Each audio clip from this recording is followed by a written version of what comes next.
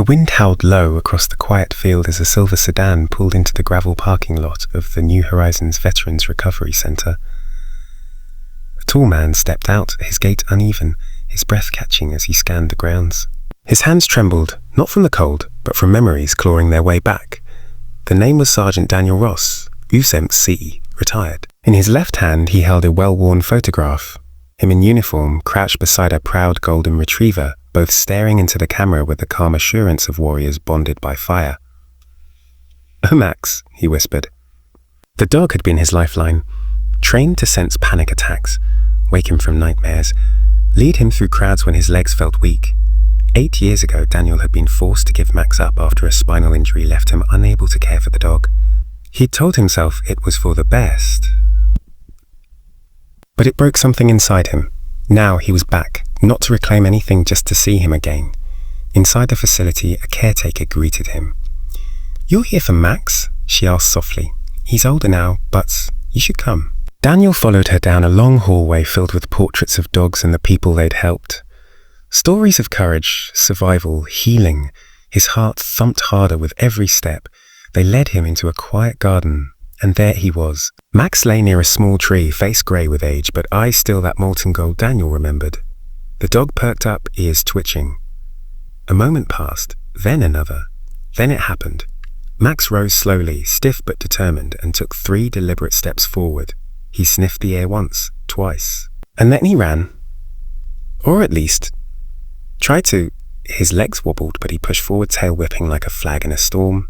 He crashed into Daniel, whining, nuzzling, licking with all the frantic devotion of a heart that had waited 8 long years.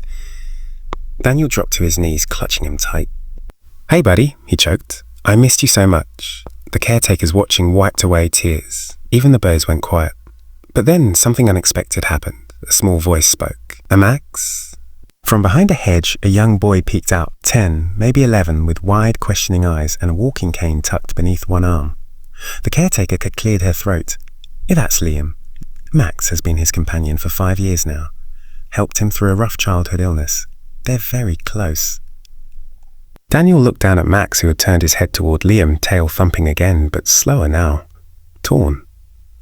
Daniel nodded slowly. He's his now. The words cost him, but he meant them. He ran a hand through Max's fur, then looked up at Liam. "He's a good dog, huh?" Liam stepped forward cautiously. He's the best." There was a moment of silence, 3 lives tangled together by love and loss. Then Daniel did something no one expected.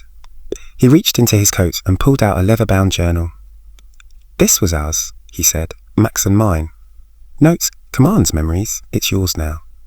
Take care of him for both of us." Liam took the journal like it was gold, but fate wasn't done with him yet.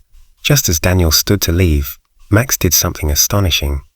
He nudged Liam's hand, then turned and nudged Daniel, back and forth as if to say, "Why choose? Choose?" The caretaker watched, eyes widening. "Daniel, would you consider coming back? We've been needing a part-time trainer. Someone who understands what these dogs mean." Daniel stared at her. "You'd hire me?